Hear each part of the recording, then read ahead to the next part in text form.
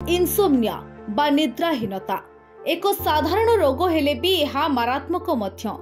निद्राहीनतार शिकार होतिबा लोक माने जदि एभली भाबरे अनेक दिन धरी गति करती ताहेले बड़ बड़ रोग आक्रांत करिबार संभावना रहिछि।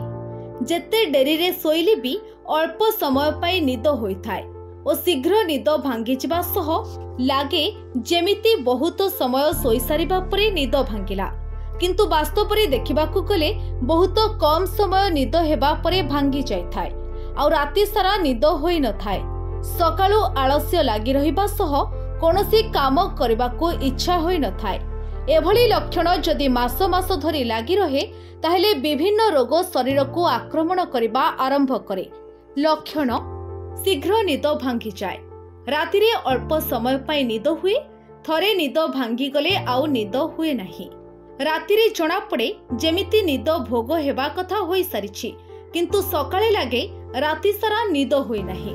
दिन रे आलस्य लागे, काम करबाको इच्छा हुए नाही। मानसिक चाप उद्वेग वृद्धि पाए। एमिति काहेकि हुए?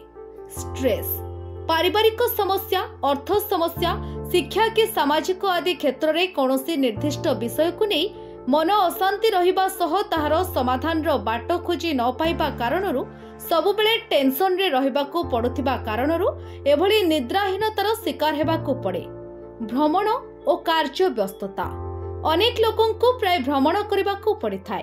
निजर हेउ अबा निज ऑफिस रो कार्य पाई बाहर को अनेक समय जिबाकू पड़े, फलरे ठीक भाबरे विश्राम नै हुए नाही।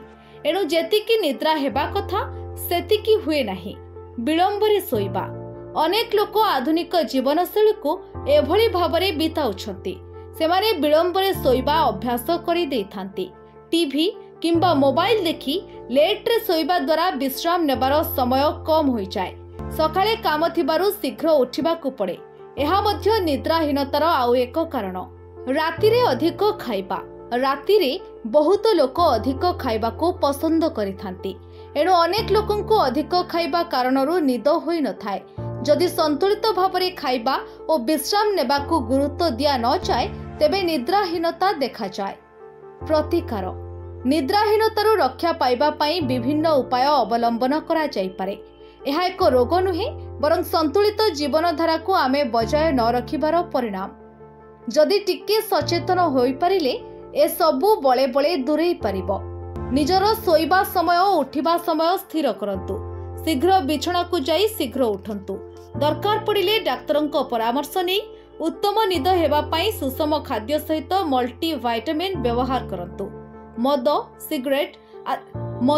सिगरेट आदि निशाद्रव्य सेवनरू निजको दूरेई रखंतु। उत्तम निद्रा पाई घरे सोइबा परिवेश को ठीक करंतु। भल गीत शुणंतु किंबा निज रुचिर संक्षिप्त कार्यक्रम देखंतु। बिछणा भल भाबरे बिछांतु। सोइबा घर को केवल विश्राम नेबा कार्य व्यवहार करंतु। राति रे सोइबा पूर्वरु अधिक खाद्य सेवन करंतु नाही। निजर कार्य प्रणाली को सठिक भाबरे कार्यकारी करंतु। अधिक टेंशन नियंतु नाही। सुस्थ मस्तिष्क रे सबु चिंता करी कार्य करंतु जहां मानसिक चाप वृद्धि करिबो नाही। ब्यूरो रिपोर्ट, साधना लाइव।